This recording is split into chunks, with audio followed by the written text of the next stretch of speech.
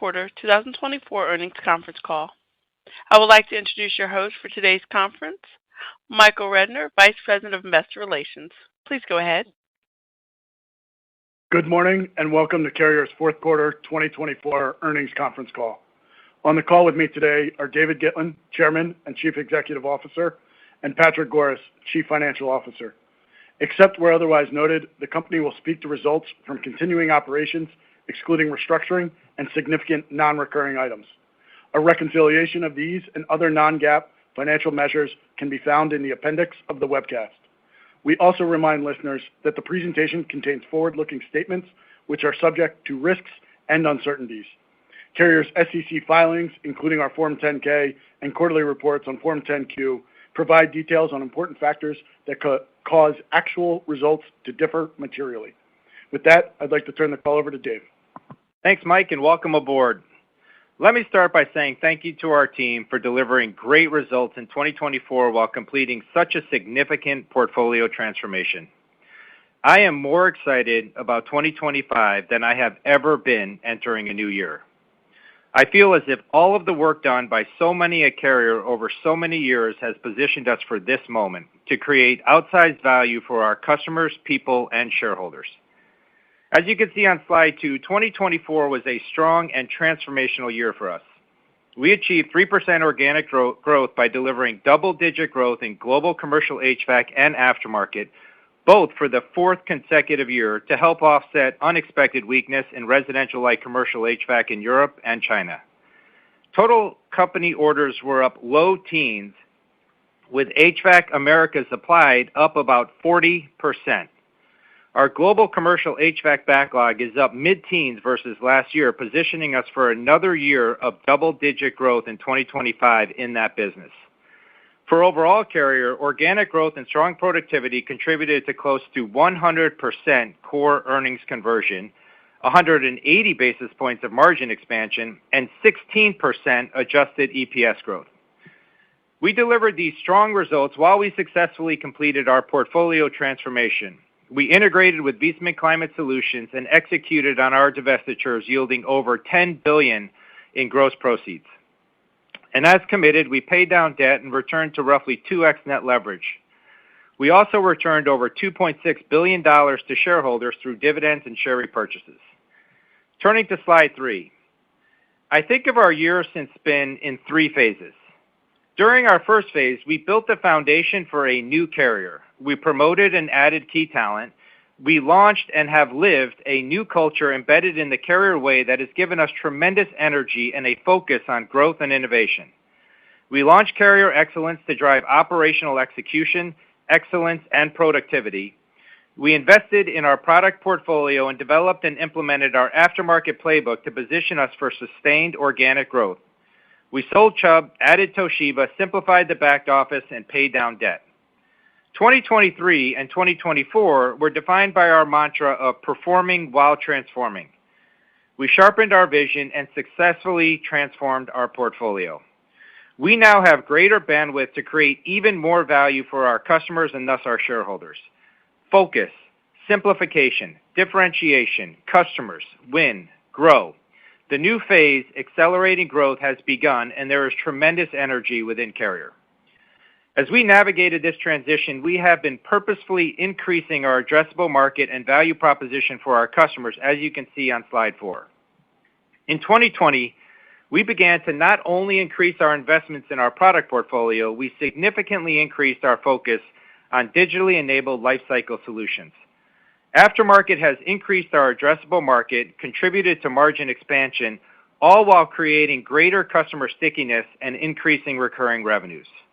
Now, in addition to driving differentiated products and aftermarket, we are introducing fully integrated systems, which further increase customer value across our 3 targeted ecosystems: homes, buildings, and the cold chain. For integrated systems in homes, we are significantly expanding and enhancing our European home energy management system offerings, and through a newly created business within Carrier called Carrier Energy, we are bringing similar offerings to the United States. For the U.S., we are actively working with utilities to provide an end-to-end integrated battery heat pump solution with automated controls to run the system using stored energy during peak hours while recharging the system during the trough of energy grid usage. The interest from utilities and other customers has been very encouraging to address grid constraints and resiliency.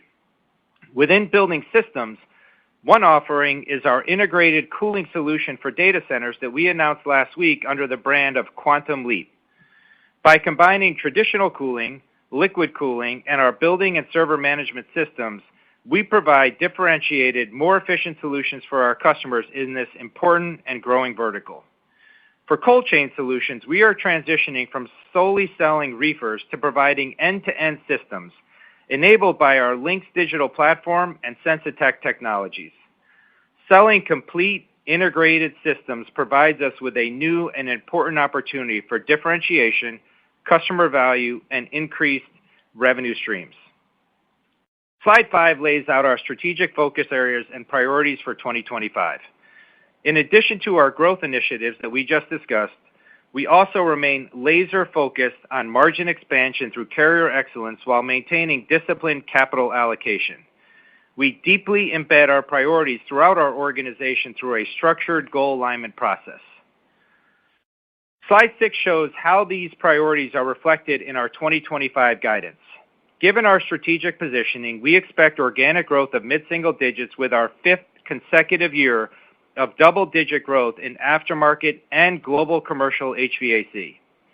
We will continue to drive productivity and expect 100 basis points of year-over-year margin expansion.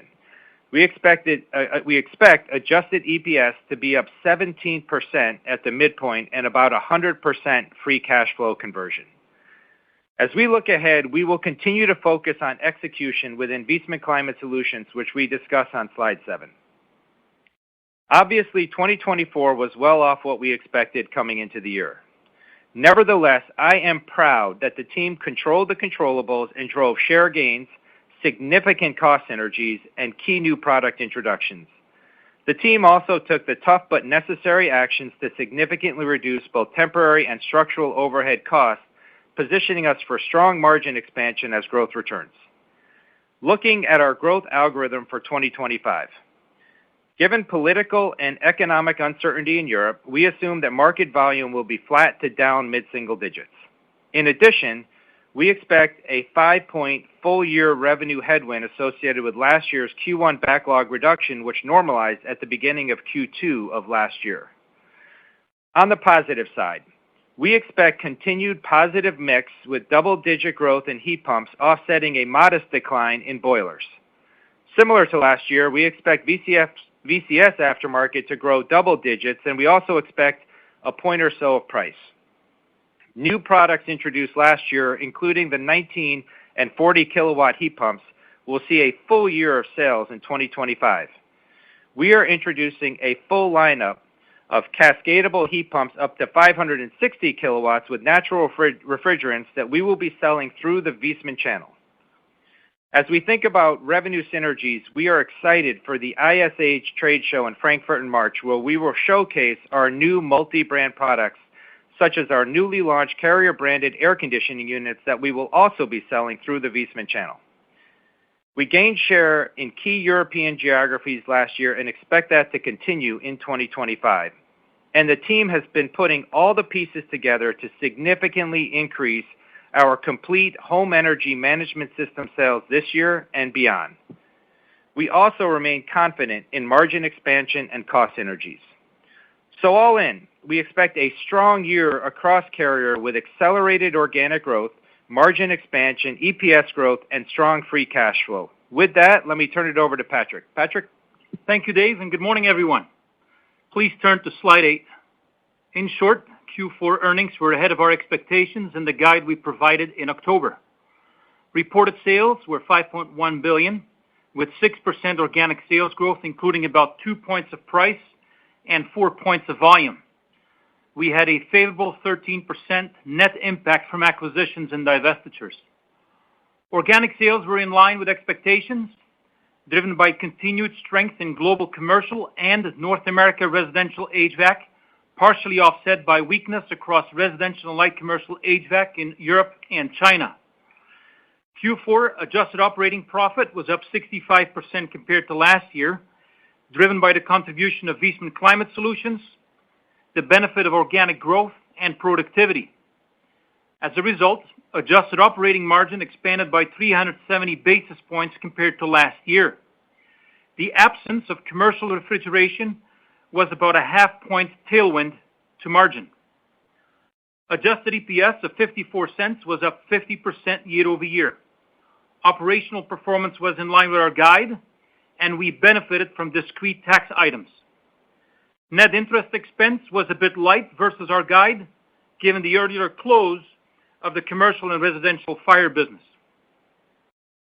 Free cash, and now referred to both continuing and disc ops, was an outflow of about $90 million in the quarter. Full-year free cash flow of $30 million was about $200 million better than we guided. Having closed residential and commercial fire in early December, we picked up the pace on share repurchases, and we ended 2024 with about $1.9 billion of share repurchases, about $1 billion more than our October guide. Moving on to the segments, starting on slide 9. The HVAC segment had another strong quarter with organic sales growth of 11%. Organic sales in the Americas were up high teens. Within the Americas, commercial was up mid-teens, and light commercial was a little better than expected and down around 10%. In the fourth quarter of 2023, light commercial was up about 20%, so certainly a tough comp. Residential was up 35%, mostly driven by strong volume compared to a very weak Q4 last year, which was about minus 20%, as our channel was in destocking mode a year ago. On the last earnings call, we mentioned that we expected no material pre-buy in Q4. The actual pre-buy was in line with expectations, and movement was stronger than expected. Movement, that is sales from our distributors to installers, has continued to be strong in January this year. Organic sales in EMEA were flat, driven by double-digit growth in commercial, offset by a decline in residential and light commercial HVAC, reflecting continued market weakness. Organic sales in Asia were slightly positive, driven by strength in Japan and South Asia, partially offset by declines in our residential and light commercial business in China. The HVAC segment adjusted operating margins were up 250 basis points, driven by the benefit of organic growth and strong productivity. As you can see at the bottom of the slide, 2024 was another great year for our HVAC business, with continued growth and margin expansion. Transitioning to refrigeration on slide 10. Q4 was the first quarter without commercial refrigeration, given its exit on October 1. Overall results for this segment were as expected. Our global truck and trailer business was down around 10%, with North America down about 25% and Europe down low single digits, only partially offset by high single-digit growth in Asia. Container was down low single digits. Our aftermarket and Sensitech businesses were both up mid-single digits. Operating margin expanded by 160 basis points year-over-year. For the full year, this segment was down 1% organically, with container up roughly 25%, mostly offset by declines in North America truck and trailer. Margins expanded 20 basis points. Turning to slide 11. Total company organic orders were up low teens. Overall, HVAC orders were up about 5%, with continued strong orders growth in the Americas at about 10%. EMEA and Asia organic orders were down mid-single digits. In Asia, weak orders in China residential and light commercial HVAC were partially offset by China commercial HVAC orders and strength in other countries. Globally, commercial HVAC orders were up about 10%. Refrigeration orders were up around 55% in the quarter, mostly as a result of very strong growth in North America truck trailer on an easy comp. Truck and trailer orders in Europe were up over 20%, and Asia orders were up mid-single digits. Overall, we entered 2025 with robust, longer cycle backlogs in commercial HVAC and orders momentum in key businesses. Moving on to slide 12 and shifting to 2025 organic sales guidance. We expect mid-single-digit organic growth and reported sales of between $22.5 and $23 billion. This also includes a $750 million year-over-year headwind from the commercial refrigeration exit. We expect roughly 1 point of price and the remaining organic growth to come from volume and mix-up. We expect currency translation to be at about a point of headwind. The organic growth for both segments is expected to be up mid-single digits for 2025. Within HVAC, we expect the Americas to be up high single digits, driven by continued double-digit growth in commercial, high single-digit growth in residential, driven by the new refrigerant mix-up, and low to mid-single-digit growth in light commercial. We expect Europe to be up low single digits, with commercial up double digits and flat sales growth in residential and light commercial. Dave just walked you through our assumptions for flat sales growth in this market segment. Finally, within Asia, we expect low single-digit sales growth, with China sales flat and mid-single-digit growth outside of China. Within refrigeration, we expect global truck and trailer to be up mid-single digits, with North America truck trailer returning to growth in the second half of the year. We expect mid to high single-digit growth in container and double-digit growth in Sensitech. Moving on to slide 13, profit and cash guidance. Total company adjusted operating margin is expected to be up about 100 basis points compared to 2024, with half of the increase driven by volume, price, and net productivity, partially offset by investments. The absence of commercial refrigeration contributes 50 basis points of margin expansion. Core earnings conversion, that is excluding the impact of acquisitions, divestitures, and FX, is expected to be about 30%. We estimate free cash flow to be between $2.4 and $2.6 billion, reflecting roughly 100% conversion with normal seasonality. Finally, we intend to repurchase about $3 billion in shares. Through last week, we repurchased about 900 million of shares so far this year. We estimate that average diluted share count for 2025 will be down about 5% from 2024. Moving to slide 14. We expect adjusted EPS between $2.95 and $3.05, up 17% at the midpoint. The building blocks are identical to what we shared with you on the last earnings call, except for currency. Adjusted EPS growth includes about 30 cents of operational performance, driven by volume leverage, price, and net productivity, and about $45 million of corporate stranded cost elimination, partially offset by investments. We expect foreign currency translation to represent a headwind of about 5 pennies. As a result of debt paydown, we expect net interest expense to be a 5 to 10 cent tailwind. Finally, we expect a lower share count, partially offset by 22% tax rate and NCI, to provide another 10 to 15 pennies of EPS benefit. With respect to capital deployment, we'll pay down $1.2 billion worth of debt this quarter. The dividend per share increases by 18%. And as I mentioned earlier, share repurchases are expected to amount to $3 billion this year. As usual, additional guide items are in the appendix on slide 17. Finally, let me provide some additional color on the first quarter. We anticipate Q1 revenues to be about flat sequentially, a little more than $5 billion, with first quarter organic revenue growth flat to up low single digits. This reflects continued strength in global commercial HVAC and a tough comparison in resi-like commercial HVAC in Europe and China. We expect organic growth for refrigeration to be about flat. We expect about 100 basis points of margin expansion in Q1 and adjusted EPS to be between 55 and 60 cents. So overall, we ended 2024 on a strong note and expect 2025 to be another year of strong financial performance.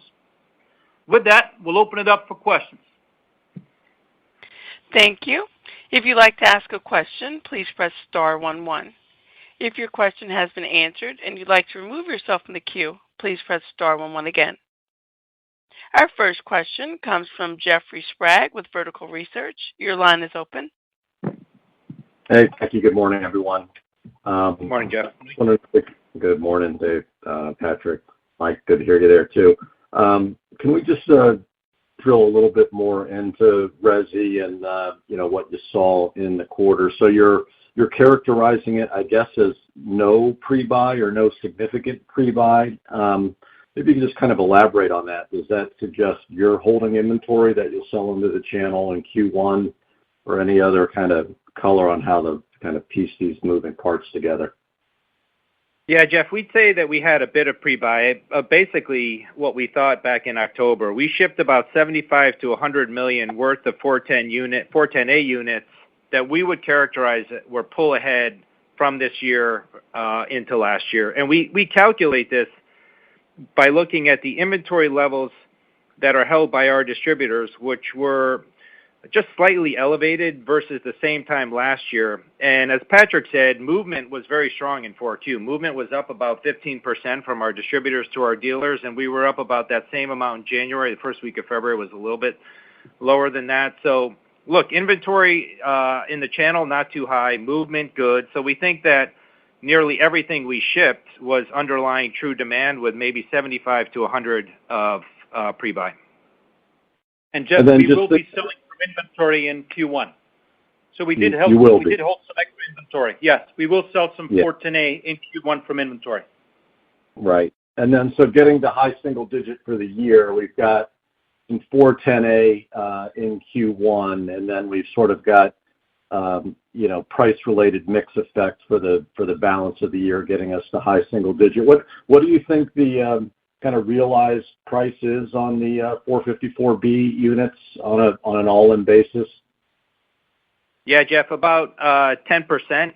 But let me walk you through the high single digits. It's really along the lines you were saying. So we think that volume will be flat to down low single digits, which includes that modest pre-buy that I just mentioned.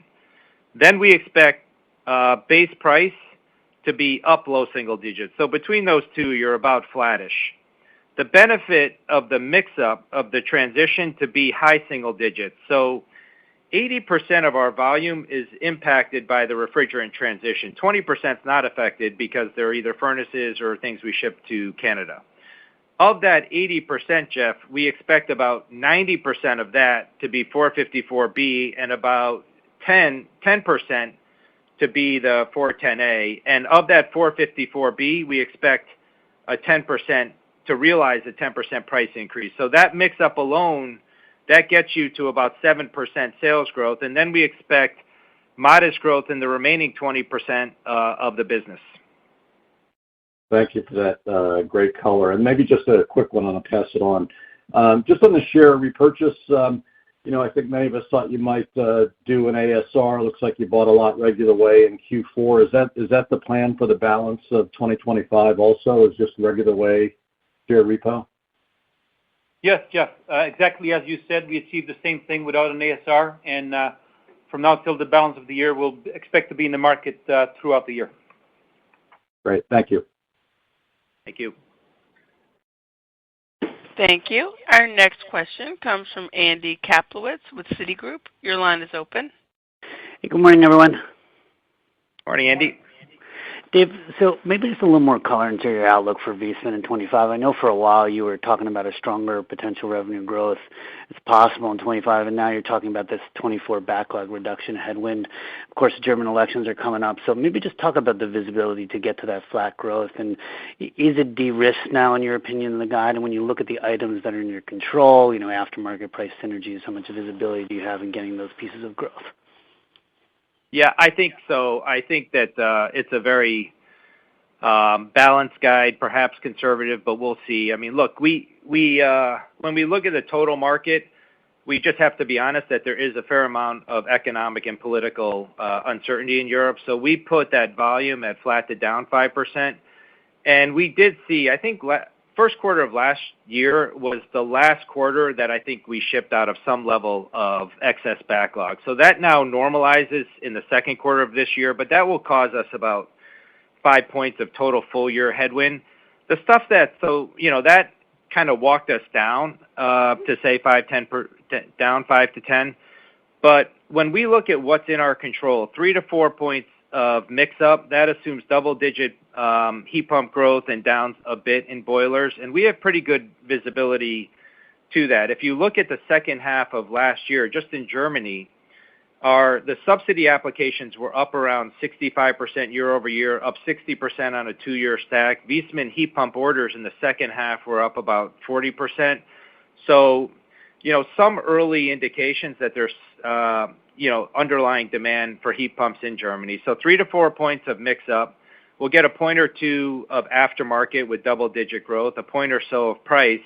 And then that bucket of revenue synergies, we're looking at about $100 million of revenue synergies this year around the globe, probably 70% in Europe. And I could tell you, Andy, we have that like line by line. The air conditioning units with Carrier brand going through the Viessmann channel. We have hydronics. We have system level sales that we're taking from Europe, using for HEMS in the United States. We have multi-brand strategy in China. So details on the revenue synergies. System selling could be a new frontier for us this year as we really put the wheels in motion to drive that. Share gains again this year, NPI again this year. So we feel good about what's in our control, and we'll keep an eye on the market. Very helpful, Dave. And then, Dave or Patrick, it looks like you're forecasting something like low 30s incrementals for HVAC in 25. Maybe puts and takes to get there, especially because it's topical around tariffs. How do you account in your bridge? Do you put the China in there? And then there's obviously steel and aluminum that just got passed. Can you remind us of the cost structure on that side of the business? Yeah, I'll just talk very high level on the tariffs. We have embedded into our guide what's happening with the tariffs related to China, and those are fully mitigated in our guide for this year. With respect to what has happened more recently about some of the materials, most of the materials we purchase, such as steel, actually come from U.S. vendors. In addition to that, we are pretty well blocked for the full year in North America. I think we're blocked for about close to 80% of our steel volume. So generally, we think we're in a pretty good position there. With respect to your questions on the margins for next year, and I'll talk at the overall company level because given the size of HVAC, it applies to that as well. What you can think about is differently than in 24. In 25, we expect a bigger contribution from organic sales growth. That's both volume and, of course, the mix-up.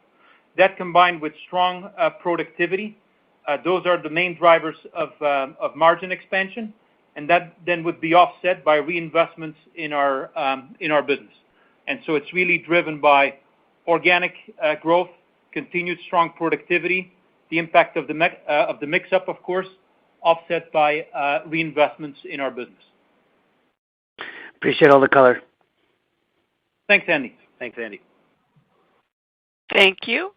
Our next question comes from Julian Mitchell with Barclays. Your line is open. Hi, good morning.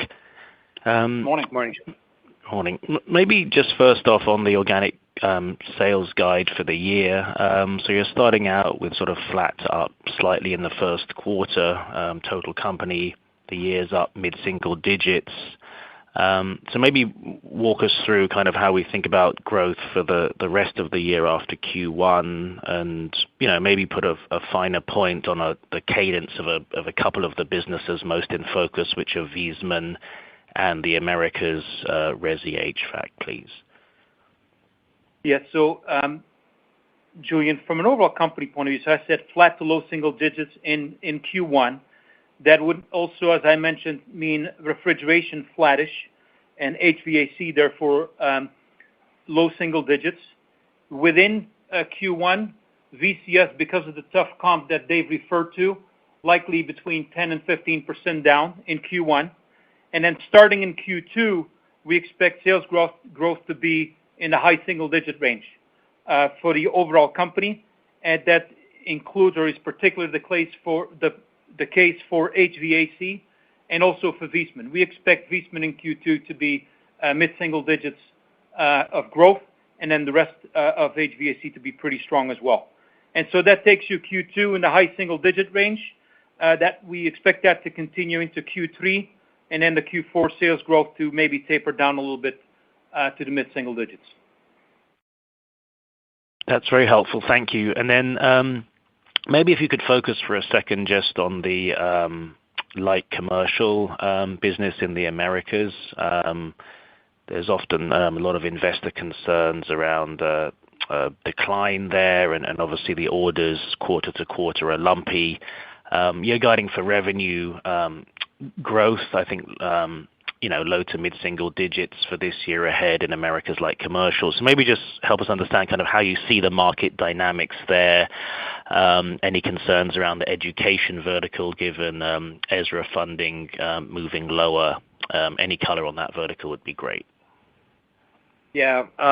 Let me just say, in terms of the latter piece, specifically with the ESSER funding, even though that will start to, obviously come to its end, it's going to be replaced with the bond funding from the states, which could be about $76 billion of the bond referendums that have been passed in 30 states or so. So I'll tell you, Julian, we've seen great growth in K through 12. Orders for us last year were up 20%. So we feel good about the growth in 25, 26.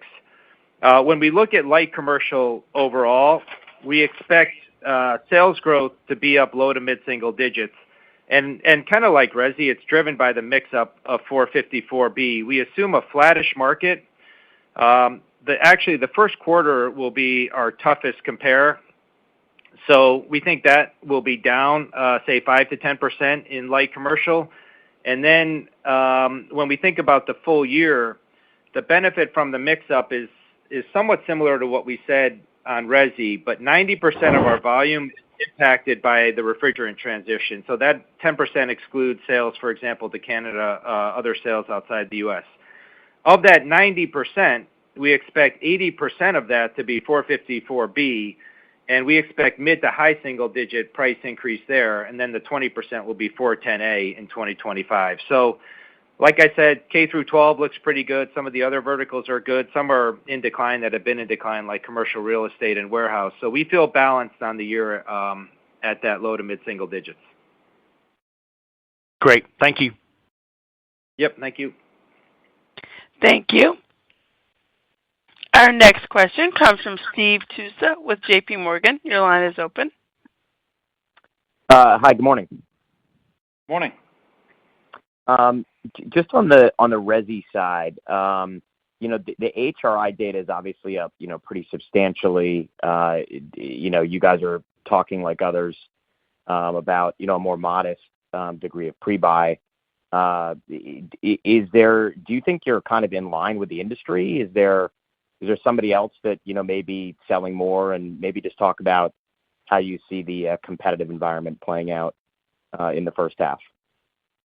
Well, look, we have tools where we look at by distributor exactly how much inventory they're holding, and we're looking at inventory levels, underlying demand driven, and looking at movement. And when we do not a tops-down assessment, but a true bottoms-up assessment of what we think in the market and what we think the true demand is from our distributors, that's how we got to the 75 to 100. I will say that on a 12-month roll, when we look at last year, we did gain around 100 bips of share, but that's our assessment of what we think the pre-buy was.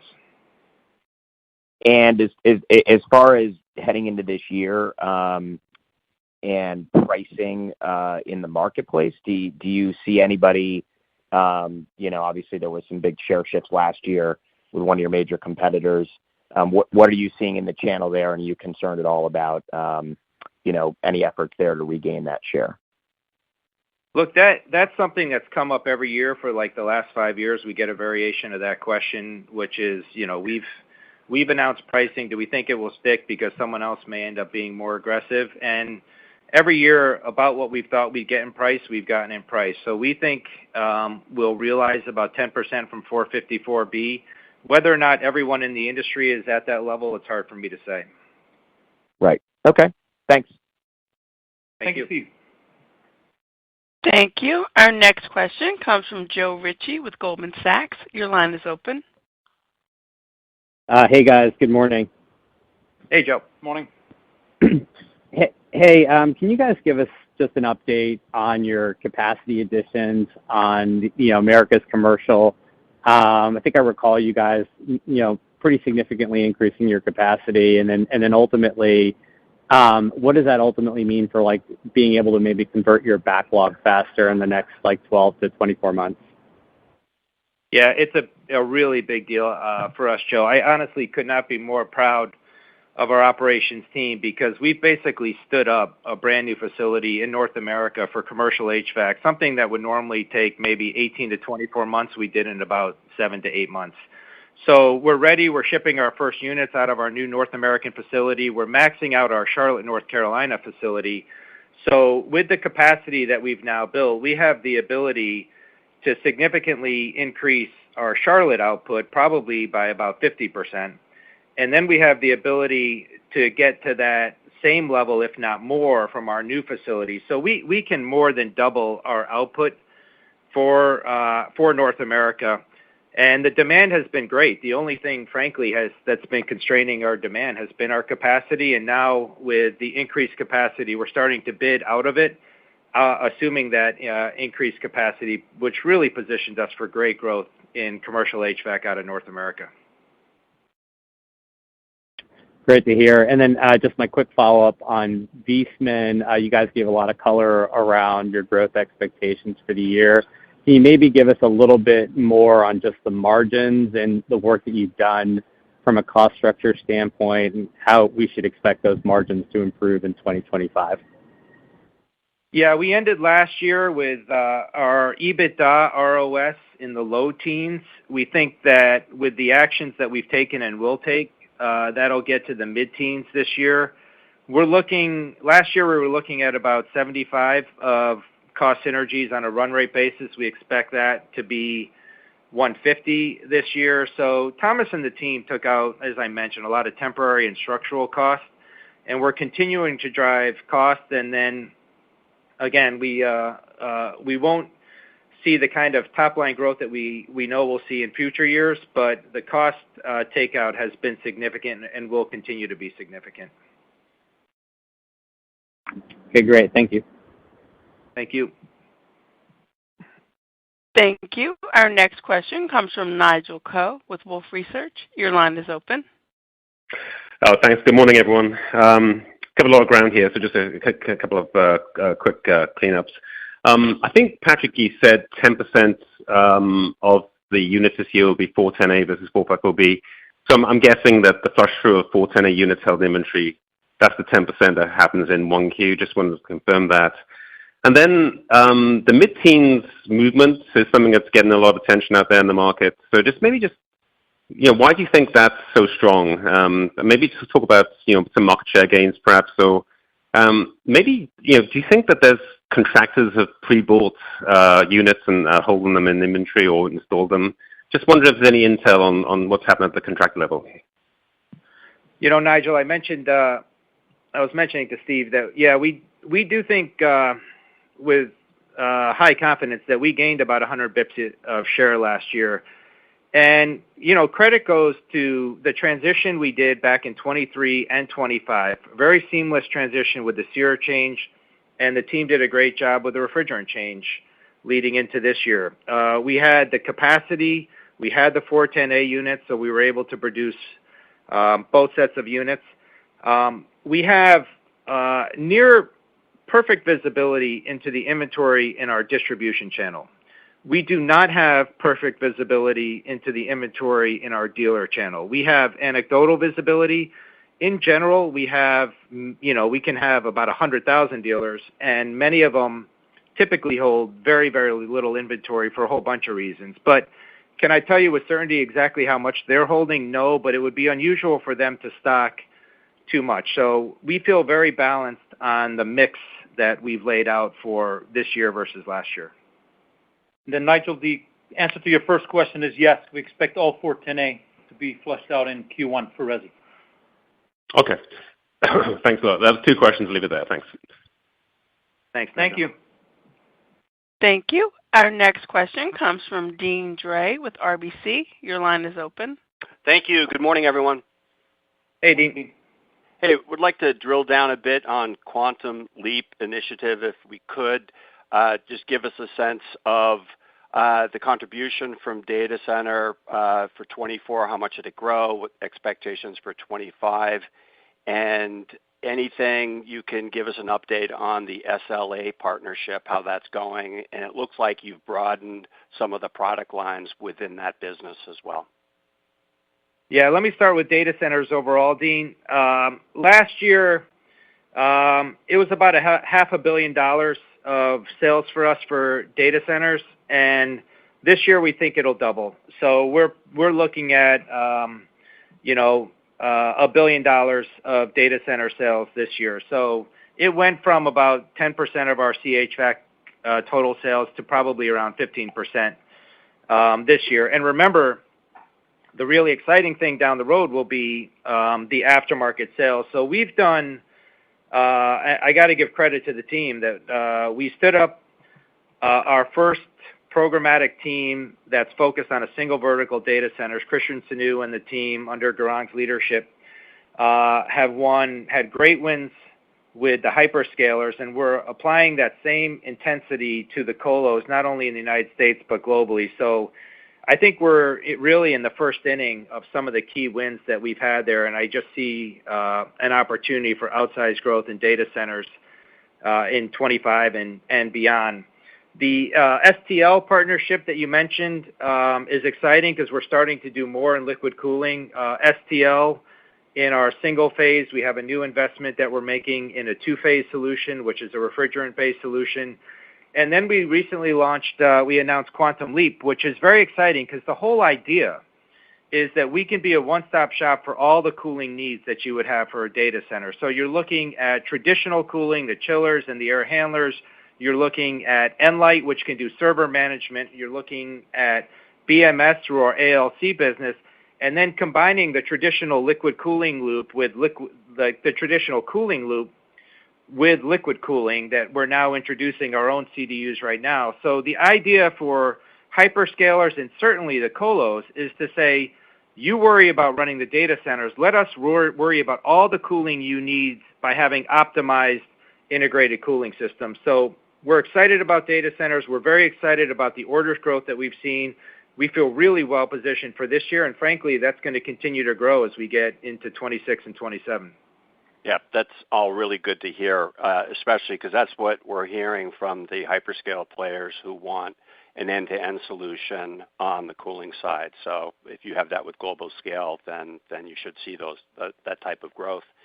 And just as a follow-up for Patrick, it's a headwind for everyone, but just kind of give us a sense of the setup on FX, the headwind, and just remind us about any type of hedging that you do. Yes. So for this year versus the prior year, the sales headwind is about $200 million. And then, as I mentioned, is about 5 pennies. That's mostly translation. And then on transaction side, we do hedge the transactions. And so there is some protection, of course, there, given all the transactions we go through. And then, of course, given some of the currency streams we have going on in the world, we do also some natural hedging as well that's taking place as well. So I'll leave it at that. Great. Thank you. Thanks, Dean. Thanks, Dean. Thank you. Our next question comes from Joe O'Dea with Wells Fargo. Your line is open. Hi, good morning. Morning, Joe. Could you just talk about good morning? Could you just talk about the sort of tariff considerations? I think you touched on China and said actions have been taken there, but as it relates to Mexico, just how you're approaching that situation and size it for us. Yeah, Joe. Let me start more broadly and just say that we're proud to be the largest U.S. domiciled company in our industry, period. Also, I do want to mention that we have about 10,000 people in the United States, which is up about 20% over the last 5 years on a comparable basis. And we just recently launched an initiative to add 1,000 technicians. So we are invested in the U.S. and will continue to be heavily invested in the United States. I think of tariffs right now in 3 categories. The first is what's been implemented, which is what Patrick talked about. We know about China, we know about steel and aluminum, and we're confident that we have that mitigated. The second I would put in the category of things other than Mexico that have been discussed, like Canada and Europe. And based on what we know on these categories, we feel confident that we can and will mitigate those as well. As you mentioned, the big one that we have to keep an eye on is Mexico, because we have operations down there. And, we purchase a lot from there and do export into the United States. Here's the deal. We do not know. There's so much we don't know. We don't know if they will go in place. We don't know if there will be exemptions at all. So there's a lot that we don't know. What I can tell you is the team is all over it.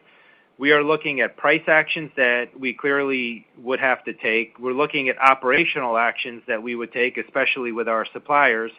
And we're also looking at that we would contemplate other actions that we would take unrelated to tariffs to make sure that we could mitigate any impact that we can't fully mitigate through pricing and supply chain issues.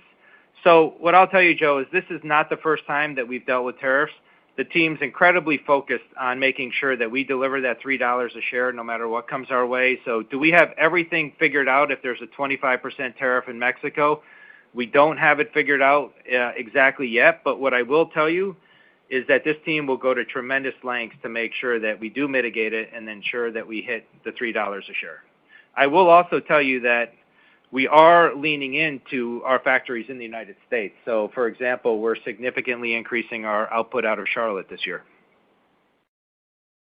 I appreciate all that color. And then wanted to ask on the HVAC margin bridge, so the up 50 to 75 bips. Can you just give a little bit more color on puts and takes there when we think about Viessmann synergy, 454B mix, I presume at a pretty decent incremental productivity? It would seem like there's some building blocks to do better than that 50 to 75, and so just any offsets to that? Sure. The way you can think about it is the benefit of productivity, the price, including the mix-up. Think of these as being about 150 bips year over year. And we're making significant investments as we do each year. And the investments this year actually are going to be more focused on the sales side than just on the R&D side. So it's pretty well balanced this year. And that offsets those tailwinds to get to the margin expansion that I just referred to. Got it. Thank you.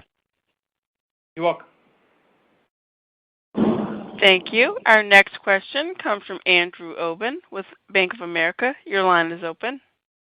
Hi, yes, good morning. Good morning, Andrew. Yes, you sort of highlighted this 1 percentage point of price for 25, if I'm correct.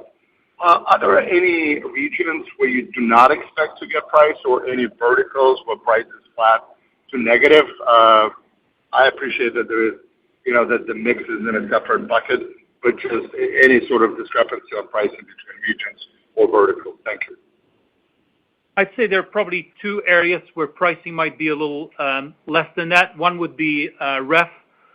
Generally, in that segment, we think it's going to be about flattish this year. There'll be some differences by region. The other one is in Asia, given, of course, what's happening in residential like commercial in China, the price might be a little lighter there as well. Thank you. And just to follow up on aftermarket progress, I think you guys have provided some KPIs, but can you just give us an update, just a more thorough update on the progress? Attachment rates, maybe service as a % of commercial HVAC business. How has that initiative evolved? Because, before all the debate about Resi and Viessmann, that was a key focus. Seems like you guys are making very good progress. If you could give us some numbers there. Thank you. Sure, Andrew. I will tell you that it still is the key focus. There are all hands on deck on us driving double-digit aftermarket growth forever. Everyone that joins the company or is within the company knows that that's our mandate as a team, and all the underlying metrics on our control towers have been positive. We have nearly 50% attachment rate. It was up from 44% earlier. Our total coverage for chillers, we said it'd be around 80,000. It's in that range. I think it was just under by 1,000 or two, so it's in that range. We talked about getting number of connected chillers out there. We continue.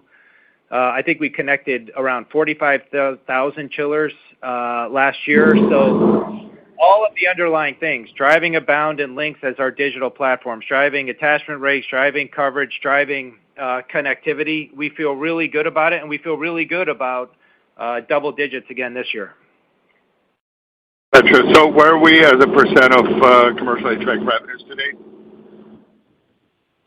I would say for Carrier, we are in the range of 27%. I think it's just there, and I think we're pushing to get it to closer to 30% over these next few years. And commercial HVAC, thanks. Oh, yeah, and then Patrick just added, I guess it's a little bit higher for commercial HVAC. Yeah, as a percent. Thank you, Andy. Yeah, no, thank you. Thanks, Andrew. Thank you. Our next question comes from Chris Snyder with Morgan Stanley. Your line is open. Thank you. I wanted to ask about America's Resi, which came in, I think, a bit stronger, 35% this quarter. I think the expectation was 20 to 30. It sounds like the pre-buy was moderate. I guess, did that come in maybe a little bit ahead of where you thought 3 months ago? Was just kind of end demand stronger, with some of the movement in the channel you were highlighting? Thank you. Yeah, I think, Chris, it's really a combination of the higher movement than we had expected. We had some share gains, and I think just the overall underlying demand was a bit higher than we thought. And just remember, we were coming off such an easy compare from the fourth quarter of 2023, where we were down. I think our volume was down something like 28%. Our total sales were down around 18%. So we had an easy compare, and the underlying demand was a bit more positive than we thought. Thank you. Appreciate that. And then, Dave, I guess when you either talk to kind of your channel partners or the dealers, is there any concern around the consumer and the homeowner, and maybe pushing a little bit more towards repair versus replace or just trading down? Obviously, we're pushing through refrigerant changeover 10% this year, normal price, low single digits. The whole Resi HVAC industry is relying on Mexico, so it seems like there's probably another price increase potentially coming over the next 12 months. Are you hearing any of that, and is that a concern in your conversations? Thank you. Chris, we look at that very deeply. We look at our elasticity curves, and the homeowners been through a lot of price increases over these last few years, for sure. So it's something that we watch carefully, and certainly tariffs would not help on the pricing side. So the first thing we look at is, are we seeing a big switch over to repair versus replace? We have not seen that. We ask that of ourselves and our channel partners every month, every quarter. We've been paranoid about it, but we honestly have just not seen that. We will see an occasional mix down at the margin, but nothing overly material. So it's something that we watch. We watch carefully. I think it's appropriate with price increases and to always look at the consumer, but we feel right now we feel very good. Patrick, do you want to add something? No, just a reminder that the cost to the homeowner, only about a third of that or less, is actually the cost of the equipment. That's ours. Thank you, guys. Appreciate all that. Yeah, thanks, Chris. Thank you. Our next question comes from Tommy Moll with Stephens. Your line is open. Good morning, and thank you for taking my questions. Hey, Tommy. Dave, I wanted to start on the comment you made about the movement for your Resi channel in the quarter, up 15. We've hit this from a couple different angles, but I think it will attract a lot of attention today, so worth revisiting here. Are you able to share what the comp was last year or any other context that might help explain that comment you made? Thank you. I don't think I have at my fingertips movement in the fourth quarter of 23, unless I don't think we have that number handy. I don't have that at my fingertips, Tommy. But the best that we can do is when you think about Resi for the full year, it ended up being up high single digits. I think that, we were up around 9% last year, and it's basically, to the team's credit, the algorithms they've used to anticipate things like inventory and movement, orders, and the translation into total sales. I could tell you that in my 5 years of Carrier, our algorithms around being able to anticipate things, it's far from a perfect science in a very short cycle business, but they're far better now than they were even just a handful of years ago. So, we're guiding to the HSD for this year. We think that, one thing that people would worry about with a big pre-buy would be that we would be talking down 1Q, which we're not. In fact, I think the first quarter should be up double digits. So I think we feel calibrated between the share gains, the inventory levels, the movement, the orders that we've seen, and the sales into our channel. We've gone out of our way to try to be as judicious and balanced as we can, and we feel good about the guide for this year because basically that HSD is really driven by mix and price realization. So we think the volume assumptions for the year are fairly balanced. And Tommy, we have that number. The movement in Q4 of 23 was down low teens. So down low teens, and then Q4 2024 up mid-teens. Thank you, Patrick. Dave, just to anticipate another line of questions for all of us today, on your A2L commentary for the 10% price, there's been a lot of confusion there just because of things such as what's the base year we're all using and all kinds of noise around this one. But just to give you the opportunity, has anything changed there versus what you expected a couple quarters ago? And, there's also been some questions around one of the larger players in the market potentially getting a little more aggressive on price. But really the core of the question is, what, if anything, has changed? Nothing. I mean, from our perspective, I think that, Steve asked the variation of that as well, Tommy. Look, I've heard the same things, listening to some of our peers' calls as well, and in chatter in the marketplace. But what I can tell you is that every year we've been paranoid about one thing or another, and things have sort of manifested themselves on the price side the way we anticipate. And the 10% is fairly straightforward. If you take the list price for a 410A unit, we're pricing a 454B unit in that same category as 10% higher. And then we've said 15 to 20 over 2 years, which is on top of the base 10%, 2 to 3 points of base pricing. So we think that we're fairly balanced on market volume, being flat to down a little bit, then a little bit of pricing, a little bit of growth on the furnace side. And then we expect that 10% to stick. And we think that we've tried to even build a little bit of contingency into that 10%. So we feel good about the price sticking. Exactly what every competitor will do, I don't know, obviously, but we feel good about how we've calibrated our pricing and our pricing with our channel partners. Thank you. I'll turn it back. Thank you. Our next question comes from Noah Kaye with Oppenheimer & Company. Your line is open. Thanks for taking the questions.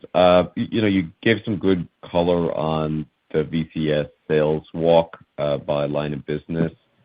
I wonder if it would be possible to get a little bit better view at sort of country level dynamics, or at least kind of how you think about the rest of Europe versus Germany in the outlook, just kind of given the swing factor in policy for Germany specifically.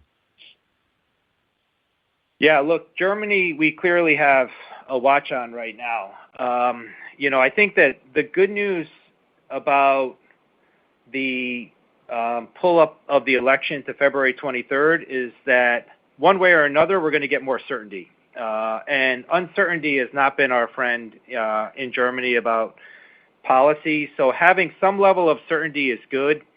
I think, if I may, at a high level in Europe, say that regardless of what's happening country to country, because we will watch France and Poland, where there's been some suspension of subsidies, which we expect to resume as we get into the summertime. We know that there's going to be things that happen in Germany that we have to keep a watch on. I will say at a high level, number one, the European Union remains committed to the 2030 goals, 55% renewables by 2030.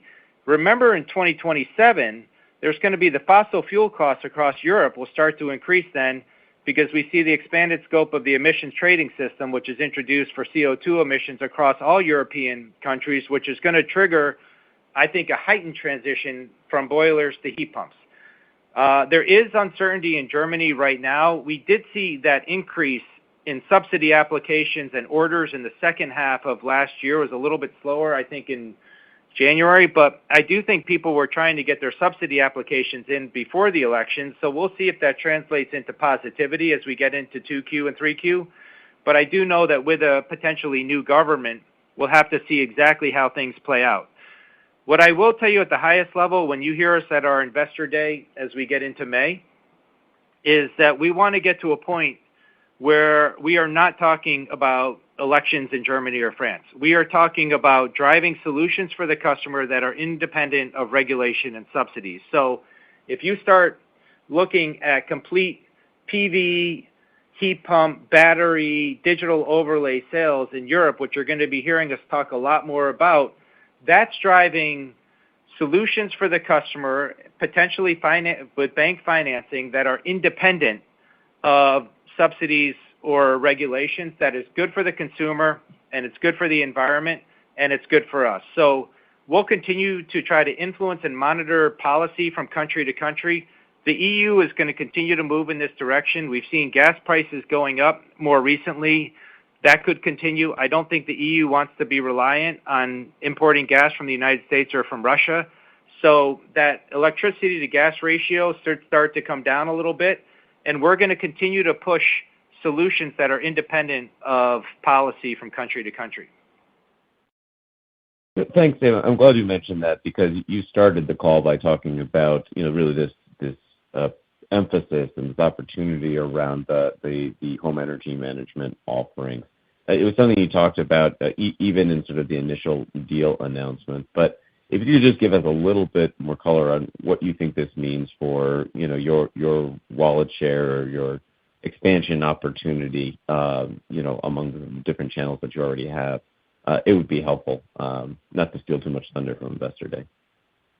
Yeah, I think at the end of the day, when we look at VCS, we'll be the first to say that obviously not only were we not pleased that last year was down more than we thought, but we dropped it a few times during the course of the year. We've tried to come into this year very calibrated, very, very conservative. Patrick and I are very deeply tied in with Thomas and Chris Shepard and the team over in Europe. So we've tried to be very balanced and very bottoms up on our assumptions. When we look at VCS overall, we're very, very happy that we are in residential in Europe. Not necessarily last year, but overall, this is a great, great market to be in. The underlying dynamics are exactly what we see in the United States, of a highly customized, configured, differentiated product offering that is very reliant on a differentiated channel. So we like the market. We like the transition to heat pumps. We like the transition to overall system solutions over time. And there's no better company in this space in Europe than Viessmann. Hard stop. The most differentiated channel that there is. So when we start putting some of our commercial HVAC products through that channel, or a newly branded Carrier air conditioning product through that channel, our ability to drive revenue synergy, share gain, new product introductions is unparalleled. So we're excited to have them part of the family, they have made Carrier such a better company. And one small example is the head of engineering for Viessmann Climate Solutions is leading engineering for all of Carrier with respect to our centers of excellence, and it's making us a more platform company and a better technologically differentiated company across all of Carrier. So we feel balanced for this year. We're going to control the controllables, and we're going to see growth for years to come. Thanks, Dave. Appreciate it. Thank you. So, Mike, welcome to Carrier. It's great to have you on board. Patrick, thank you. And thanks to our 50,000 team members globally. Last year, everyone performed while transforming, and we feel very well positioned for a very strong year in 25. And thank you to our investors as well. Thank you all. Thank you for your participation. This does conclude the program. You may now disconnect. Good day.